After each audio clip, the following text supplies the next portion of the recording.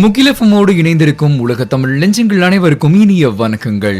பேசும் நூல நிகழ்ச்சி இன்றைய தினம் உங்களுக்காக நிறைய விஷயங்களை சொல்ல போகுது. இந்த நிகழ்ச்சியில் உங்களோட பேசிட்டு இருக்கிறேன்னா ஆர்ச்சி வினோத். பேசும் நூலகம் நிகழ்ச்சியில முதல் பகுதி சுவாரஸ்யங்கள் வந்தாச்சு. அமெரிக்கன் காட் டேலண்ட் 2015 அமெரிக்காவில் சிறப்பான ஒரு விளையாட்டுக்கான நிகழ்ச்சி 2015 வருடத்திற்காக நடந்தது. இதில் நிறைய வீரர்கள் கலந்துக்கிட்டாங்க. ஒவ்வொருத்தரும் ஒவ்வொரு விதமான சாதனைகள் நிகழ்த்தினாங்க. சில்வியா அப்படின்னு சொல்லக்கூடிய ஒரு பெண் தன்னுடைய கணவரோட இந்த நிகழ்ச்சியில் கலந்துக்கிட்டாங்க. விளையாட்டில் அவங்க செஞ்சது எது தெரியுமா? இந்த நாம் எல்லாரும் சினிமா படங்கள்லையோ இல்லை மற்ற இடங்கள்லையோ பார்த்துருப்போம். அந்த அம்பு விடக்கூடிய ஒரு விளையாட்டு ஒன்று இருக்கும். வில்லம்பு விளையாட்டு அப்படின்னு கூட சொல்லலாம்.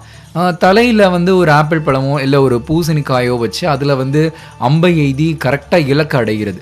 அப்படியான ஒரு முரட்டுத்தனமான சாதனையை பண்ணியிருக்கிறாங்க இந்த ஒரு பெண். ஆப்பிளை தலையில் வைத்து அம்பை எய்து சரியாக அம்பை விட்டு அந்த ஆப்பிள் தெரிச்சு போய் விழுந்து எல்லாருக்குமே இவங்களுக்கு பாராட்டுகள் கொடுத்தாங்க, பரிசுகளும் கொடுத்தாங்க. நிறைய பாராட்டு மழை அப்படின்னு சொல்லலாம். கரணம் தப்புனா மரணம்னு சொல்ற மாதிரி கொஞ்சம் விலகுனாலும் உயிருக்கு ஆபத்தான ஒரு விளையாட்டுத்தனமான ஒரு சாதனையை செஞ்சு போட்டியில வின் பண்ணிருக்கிறாங்க இந்த சில்வியா. குழந்தைங்களை பொறுத்த வரைக்கும் அதாவது அது கருவுற்று இருந்து அதுக்கப்புறமா வெளியில பிறந்து அதுக்கப்புறம் கத்துக்கிறது நாம் எல்லாரும் அப்படின்னு நினைப்போம். ஆனா இந்த குழந்தைகள் எல்லாமே வயிற்றுல இருக்கும் போதே கற்றுக்கக்கூடிய ஆற்றல் படைத்ததுன்னு சொல்றாங்க. சாதாரணமான விஷயம் இல்லைங்க. சூப்பரான ஒரு ஆராய்ச்சியின் மூலமா இதை நிரூபிச்சிருக்காங்கன்னு சொல்லலாம். இப்படியான ஒரு சாதனையை செஞ்சவங்க ஜெர்மனியினுடைய பல்கலைக்கழகத்தைச் சேர்ந்த வல்லுநர்கள், ஆராய்ச்சியாளர்கள். இதற்கு தலைமை தாங்கினவர் தான் வெர்ம்கேவின் சொல்லக்கூடிய ஒரு சயின்டிஸ்ட். அவருடைய தலைமையில நிறைய குழுக்கள் இதை பத்தி ஆராய்ச்சி செஞ்சுட்டு இருந்தாங்க. அவங்க சொல்லும் போது என்ன சொல்ல வராங்க அப்படின்னு கேட்டிங்கன்னா, பொதுவாக அந்த குழந்தைங்கள்லாம் அம்மா வயிற்றுல சிசுவாக இருக்கும் போதே அவங்க வெளியில் கேட்கக்கூடிய சில சப்தங்கள், புதுமையான குரல்கள், புதுமையான ஓசைகள், நாதங்கள், இது எல்லாத்தையுமே உள்வாங்கி கற்றுக்கிறாங்களாம். இதை உண்மையாகவே நிரூபிச்சிருக்கிறாங்க இந்த வுர்ஸ்பர்க்னு சொல்லக்கூடிய யூனிவர்சிட்டியை சேர்ந்த ஆய்வாளர்கள். இதற்கு அவங்க எடுத்துக்கிட்ட வரலாறு என்ன மொழி, என்ன ஒரு தகவல் அப்படின்னா, 30 ஜெர்மனி மற்றும் 30 பிரெஞ்சு நாட்டை சேர்ந்த குழந்தைகள், மொத்தமாக 60 குழந்தைங்களை இது ஆராய்ச்சிக்காக அவங்க பயன்படுத்தியிருக்கிறாங்க. தொடர்ந்து இந்த குழந்தைங்களை வயிற்றில் இருக்கும் போதே ஆராய்ச்சி செஞ்சுருந்துருக்காங்க. அப்படி செய்யும்போது இந்த பிரெஞ்சு குழந்தைங்க இருக்காங்க இல்லையா, அவங்க பிறந்ததுமே அந்த குழந்தைகள் எப்போதுமே அழும். அப்படி இந்த பிரெஞ்சு குழந்தைகள் அழும்போது கொஞ்சம் சத்தம் ஒரு ஓங்கிய குரலோட இருந்திருக்கு, கொஞ்சம் சத்தம் ஜாஸ்தியாக இருந்திருக்கு, ஒரு ஏறுமுகத்தோட சத்தம் போட்டிருக்குன்னு சொல்லலாம். இது இந்த மற்ற குழந்தைகள் இருக்காங்க இல்லையா, இந்த ஜெர்மனியை சேர்ந்த குழந்தைகள், அவங்க மென்மையான குரலோட அழுதாங்களாம். அப்படிதான் வித்தியாசத்தை கண்டுபிடிச்சிருந்திருக்கிறாங்க. இதுக்கெல்லாம் முக்கியமான காரணம் என்னன்னா, இந்த குழந்தைகளுடைய அழுகையில் இருக்கக்கூடிய மாற்றம் எதை சொல்லுது அப்படின்னா, அந்தந்த மொழிக்குரிய இயல்பை தான் எடுத்து சொல்லுதுன்னு சொல்றாங்க. அப்படின்னா தாயினுடைய வயிற்றில் இருக்கக்கூடிய இந்த சிசு வெளியில் கேட்கக்கூடிய சத்தங்களை கூர்ந்து கவனமாக கவனிச்சு ஞாபகம் வச்சுக்கிட்டு பிறந்த பின்னாடி அது அழுகுதான்.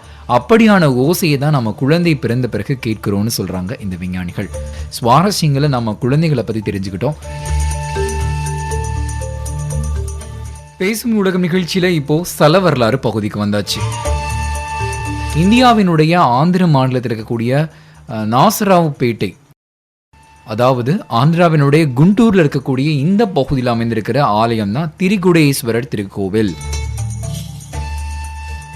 ஆலயத்தை சுற்றிலும் 4 மூலைகளிலும் ஆலயங்கள் அமைந்திருக்கக்கூடிய ஒரு திருத்தலம்னு சொல்லலாம். எங்கேயும் இல்லாத ஒரு சிறப்புகள் இங்க இருக்கு. இந்த ஆலயத்துல சிவபெருமானுக்கு திருமணம், அதாவது அவர் தவக்கோலத்தில் இருக்கிறனால திருமண வைபவங்கள்லாம் இந்த ஆலயத்தில் நடைபெறது கிடையாது அப்படின்னு சொல்றாங்க. இந்த ஒரு ஹைலைட்டான விஷயத்தோட இப்போ இந்த ஆலயத்தினுடைய வரலாறை பத்தி சில செய்திகளை நாம தெரிஞ்சுக்கிடுவோம்.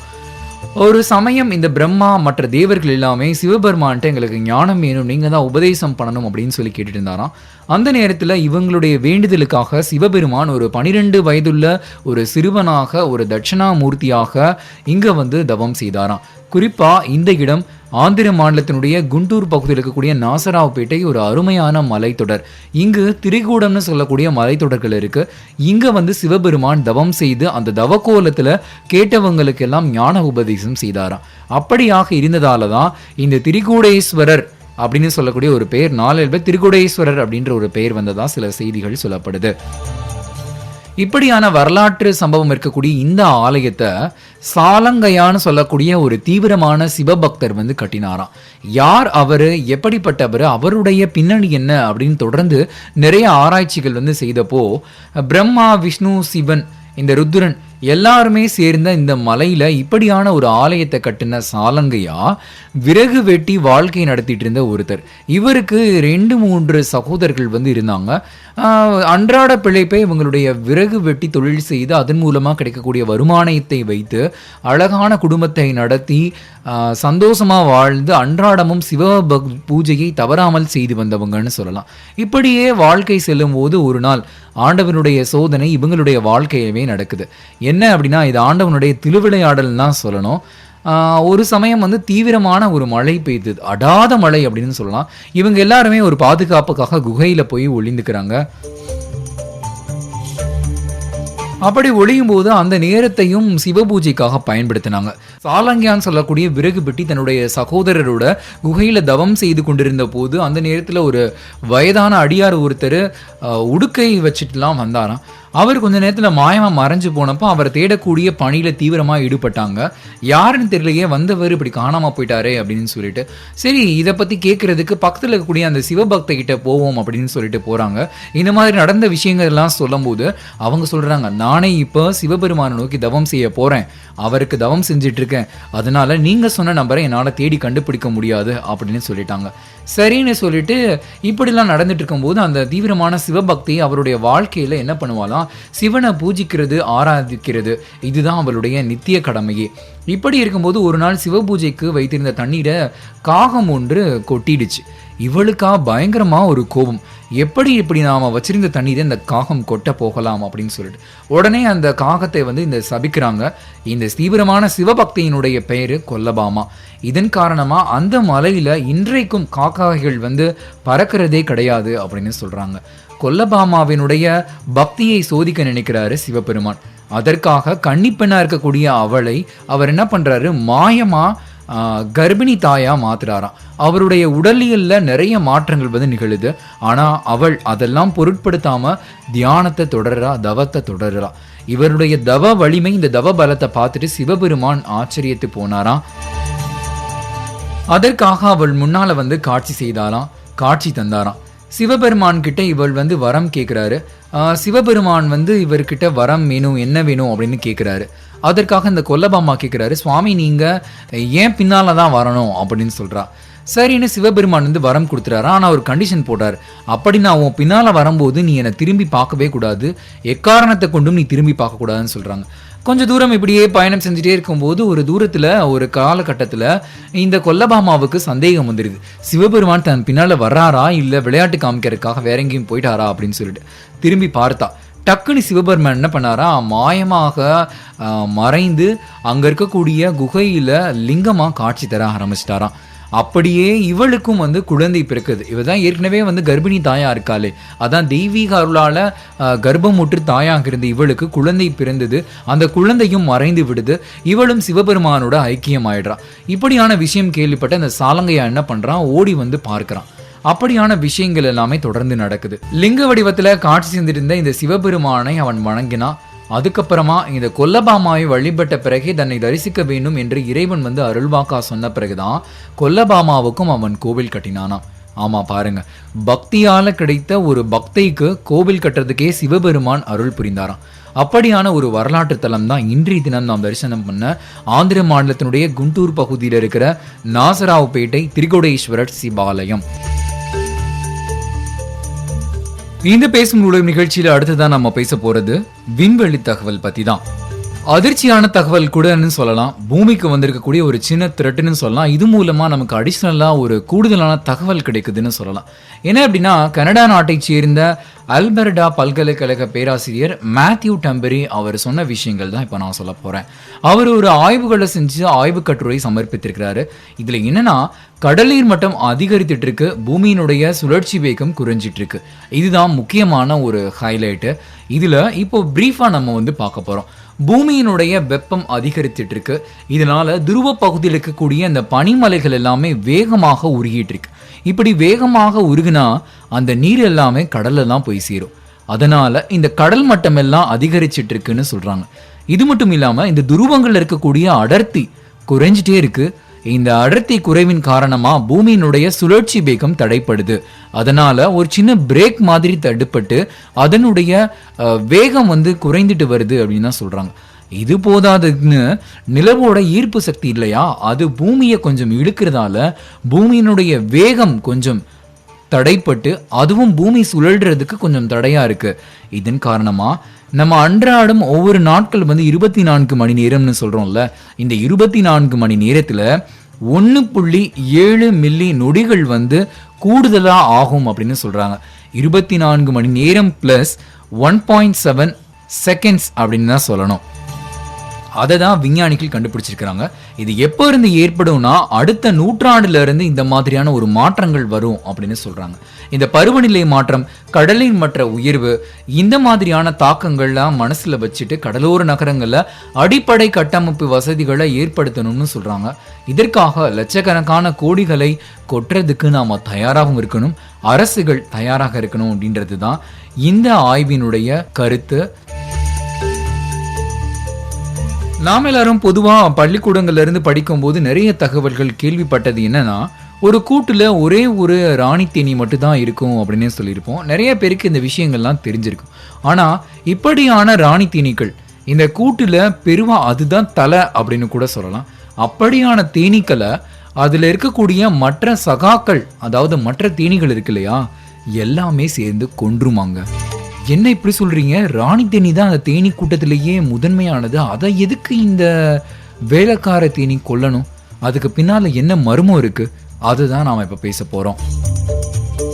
பொதுவா தேனீக்கள்ல 3 வகையான தேனீக்கள் உண்டு. இதுல ராணி தேனி, ராஜா தேனி, வேலைக்கார தேனீக்கள் அப்படின்னு சொல்லலாம். சில 100 ராஜா தேனீக்கள் இருக்கும், பல 1000 வேலைக்கார தேனீக்கள் கூட இருக்கும்னு சொல்லலாம். அப்படியானது தான் இந்த தேனி குடும்பம். சர்வ வல்லமை படைத்தது இந்த தேனி குடும்பத்துல யாருன்னு கேட்டீங்கன்னா ராணி தான். ராணியுடைய கை தான் இதுல ஓங்கின பலம் அப்படின்னு சொல்லலாம். இதுல பலருக்கும் தெரியாத ஒரு வினோதமான வித்தியாசமான ஒரு தகவல் இந்த தேனி சமுதாயத்துல என்னன்னா, பொதுவா ஒரே ஒரு ராணி தேனி மட்டும்தான் இருக்கும்னு நாம கேள்விப்பட்டிருப்போம் ஒரு குடும்பத்துல. ஆனா சில சமயங்கள்ல ஒன்றுக்கும் மேற்பட்ட ராணி தேனீக்கள் உருவாகிடுமா. அப்படியான நேரங்கள்ல இப்படி நாம சொன்னோமே ராணி தேனீக்கள் கொல்லப்படுது அப்படின்னு, அப்படியான ஒரு சம்பவங்கள் நடக்குமா. இந்த வேலைக்கார தேனீக்கள் இந்த ராணி தேனியை கொன்னுடும் அப்படின்னு சொன்னோம். என்ன காரணமா இருக்கும்னு எல்லாருமே நினைச்சிட்டு இருப்பீங்க. ஆமாங்க, ஒரு கூட்டுல ஒரே ஒரு ராணி தேனி தான் இருக்கும் அப்படின்னு சொன்னோம். அதுக்கு என்ன காரணம் அப்படின்ற கேள்விக்கு கூட இப்போவே விடை கிடைச்சிடும் உங்களுக்கு. ஒரு கூட்டுல ஒரு ராணி தேனி இருக்கும், 100 ராஜாக்கள் தேனி இருக்கும், 1000 வேலைக்கார தேனீக்கள் இருக்கும். இப்படி இந்த வேலைக்கார தேனீக்களை உருவாக்குறது தான் இந்த ராணி தேனியினுடைய வேலை. அப்படி உருவாக்கக்கூடிய அந்த ராணி தேனியை ஒரு தாய்னு சொல்லலாம். அது உருவாக்கக்கூடிய அந்த வேலைக்கார தேனீக்களை தன்னுடைய சிசுக்கள் அப்படின்னு சொல்லலாம். சிசுக்களை தன்னுடைய தாயை கொன்றுமா. எதுக்காக அப்படின்னா, ஒரு கூட்டுல 2 அதற்கு மேற்பட்ட ராணிகள் இருக்கும்போது அதற்குள்ள நிறைய பாகுபாடு அப்படின்னு சொல்லுவாங்கல்ல, நிறைய சண்டைகள்லாம் அதுக்குள்ள வந்துடுமா. அதன் காரணமா இந்த வேலைக்கார தேனீக்கள் எல்லாமே ராணியை கொன்னுடும் சொல்றாங்க. கொஞ்சம் புரியலையே, கொஞ்சம் விளக்கமா சொல்லுங்க அப்படின்னா, இப்போ உங்களுக்காக விளக்கமா இன்னும் நான் சொல்ல போறேன். அதாவது இந்த ராணி தேனீக்கள் தான் கொன்னுடும் இந்த வேலைக்கார தேனீக்கள் அப்படின்னு சொல்லிட்டு அதனுடைய மனசுல தெரியுமா. அதற்காக இந்த வேலைக்கார தேனீக்கள்கிட்ட இருந்து, அதாவது தன்னுடைய பிள்ளைகள்ட்ட இருந்து தப்பிக்கிறதுக்காக இந்த தாயான இந்த ராணி தேனீக்கள்லாம் என்ன பண்ணுமா, வேலைக்கார தேனீக்களை உருவாக்குது இல்லையா, அதை எண்ணிக்கையை குறைச்சிடுமா. அப்படி போடு அப்படின்னு சொல்றீங்களா? ஆமாங்க, இப்படிதான் செய்யுமா. சரி, இது ஒரு பக்கம் இருக்கட்டும். வேலைக்கார தேனீக்கள்லாம் நாங்க என்ன உங்களுக்கு சலிச்சவங்களா என்ன அப்படின்னு சொல்லிட்டு இந்த வேலைக்கார தேனீக்கள் என்ன பண்ணுமா, இந்த ராணி தேனீக்கள் இருக்கு இல்லையா, அதுல ரொம்ப டாப் மோஸ்ட் யாரு அப்படின்னு பாக்குமா, யாருக்கு பலம் ஜாஸ்தியா இருக்கு அப்படின்னு சொல்லிட்டு. இதை எதை வச்சு கண்டுபிடிக்குது அப்படின்னா, இந்த ராணிக்கள் தேனீக்களுடைய உடம்புல பீரோமோன்னு சொல்லக்கூடிய ஒரு திரவம் சுரக்குமா. அதனுடைய அளவை வைத்து தான் இந்த ராணி தேனீக்களை அது உயிர் பிழைக்கிறது இருக்கு அப்படின்னு சொல்றாங்க. இந்த வேலைக்கார தேனீக்கள் அதை தன்னுடைய முகரும் சக்தியின் மூலமா ராணி தேனீக்களுடைய உடம்புல இருக்கக்கூடிய இந்த பீரோமோன் சொல்லக்கூடிய திரவத்தினுடைய அளவை வச்சு எந்த ராணி தேனீக்கு இந்த பீரோமோன் அளவு வந்து அதிகமா இருக்கோ அந்த ராணி தேனியை விட்டுடுமா. இந்த குறைவான லெவல்ல இருக்கக்கூடிய அந்த ராணி தேனீக்கள்ல கண்ணை மூடிட்டு பாரபட்சமே இல்லாம கொன்னுடுமாங்க. பாத்தீங்களா எப்படியான ஒரு மர்மம் இதன் பின்னால இருக்கு அப்படின்னு. இன்னொன்னு என்ன அப்படின்னா, இந்த ராணி தேனீக்களுடைய உடம்புல வந்து வித்தியாசமான ஒரு திரவம் வந்து சுரக்குதுன்னு சொன்னோம் இல்லையா, அதுக்கு மேல இந்த ராணி தேனீக்கள் என்ன பண்ணுமா, குறைந்த அளவுல தான் இந்த வேலைக்கார தேனீக்களை உருவாக்குமா. காரணம் என்னன்னா, அதனுடைய வீரியம் வந்து குறைஞ்சு போயிடும். அதனால ஒரு காரணமா இருக்கட்டும்.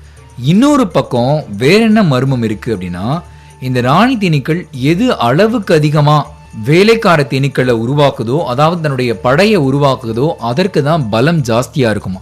குறைந்த அளவில் இருக்கக்கூடிய அந்த வேலைக்கார தேனியான ராணி தேனீக்கு பலம் கம்மியா இருக்குமா. அதனால அப்படியும் கூட இந்த ராணி தேனீக்களை கொல்றதுக்கு வாய்ப்புகள் இருக்கு அப்படின்னு சொல்றாங்க. பார்த்தீங்களா, இந்த தேனீக்களுடைய இனங்களுக்கு பின்னாலே எத்தகைய மர்மங்கள் இருக்கு. அடுத்ததான் நாம பேச போறது தொழில்நுட்ப தகவல். இன்று இருக்கக்கூடிய காலகட்டங்களில் சமூக வலைமுகப்புகள், சமூக வலைத்தளங்கள், சமூக அந்த வலை நெட்வொர்க்லாம் சொல்லுவாங்க இல்லையா, அந்த மாதிரியான விஷயங்கள் தான் பரபரப்பாக போயிட்டு இருக்கு. எல்லாரும் அதிகமாக பயன்படுத்த ஆரம்பிச்சிட்டாங்க. இதில் நல்ல ஒரு நிலையில் இருக்குது அப்படின்னா இந்த வைபர்னு சொல்லக்கூடிய சமூக வலைமுகப்பை சொல்லலாம். செயலி அப்படின்னு கூட இதுக்கு ஒரு பெயர் இருக்குது தமிழில். இது என்ன ஒன்றுனா, நம்ம ஒரு புகைப்படத்தை இங்கேருந்து ஒரு ஃபோட்டோவோ அனுப்புகிறோம் நம்மளுடைய சொந்தக்காரர்களுக்கோ, இல்லை நம்மளுடைய நண்பர்களுக்கோ, இல்லை நம்மளுடைய உறவினர்களுக்கோ, இல்லை வேண்டியவங்களுக்கோ அனுப்புகிறோம். அப்படி அனுப்பும்போது இந்த புகைப்படங்கள்லாம் இன்பாக்ஸில் வந்து சேர்ந்துக்கிட்டே இருக்கும் இல்லையா. இது நாம் என்ன பண்ணணும், கொஞ்சம் சேர்ந்துருச்சு அப்படின்னா தேவையானதை மட்டும் வச்சுக்கிட்டு தேவையில்லாத டெலீட் பண்ணுற மாதிரி ஒரு ஆப்ஷன் இருக்கும். ஆனால் இப்போ இவங்க புதுமையான ஒரு சேவையை அறிமுகப்படுத்தியிருக்கிறாங்க. என்ன அப்படின்னா, உதாரணத்துக்கு நான் ஒரு புகைப்படத்தை எடுத்து, இல்லை ஒரு செல்ஃபியோ இல்லை வேற ஒரு புகைப்படத்தையோ உங்களுக்கு நான் அனுப்புகிறேன்னு வச்சுக்கோங்களேன். நீங்கள் இன்னொரு முனையிலிருந்து அதை பார்த்த பிறகு தானாக டெலிட் ஆகிடுமா, நாம் டெலிட் பண்ணவே தேவையில்லை. அப்படி ஒரு விஷயத்தை தான் அவங்க கண்டுபிடிச்சிருக்கிறாங்க. இதுக்கு என்ன பண்ணணும்னா, இதில் விங்க் அப்படின்னு சொல்லக்கூடிய ஒரு செயலியை வந்து இவங்க உருவாக்கியிருக்கிறாங்க. அதன் மூலமாக இந்த மாதிரியான வேலைகளை நாம் செஞ்சுக்க முடியும்னு சொல்கிறாங்க. மற்றதெல்லாம் சேம் தான், அதை பற்றி எந்த ஒரு பிரச்சனையும் இல்லை, எந்த ஒரு மாற்றமும் இல்லை. இது என்னன்னா, நம்ம பார்த்த பிறகு தானாக வந்து ஆட்டோமேட்டிக்காக டெலிட் ஆகிடும். அப்படியான ஒரு வலைமுகப்பு சேவையை தான் இந்த வைபர் நிறுவனம் அறிமுகப்படுத்தியிருக்கிறாங்க. தொழில்நுட்ப செய்திகளில் நல்ல ஒரு செய்தியை தெரிஞ்சுக்கிட்டீங்க. இதுவரையும் பேசும் நூலகம் நிகழ்ச்சி கேட்டிருந்தீங்க. நிறைய விஷயங்களை இந்த நிகழ்ச்சி உங்களுக்காக சொன்னது. உங்களோட இந்த நிகழ்ச்சியில் பேசிக்கிட்டு இருந்தேன்னா ஆர்ச்சி வினோத். வணக்கங்களையும் வாழ்த்துக்களையும் சொல்லி விடைபெறுகிறேன். இன்னொரு நிகழ்ச்சியில் சந்திக்கலாம்.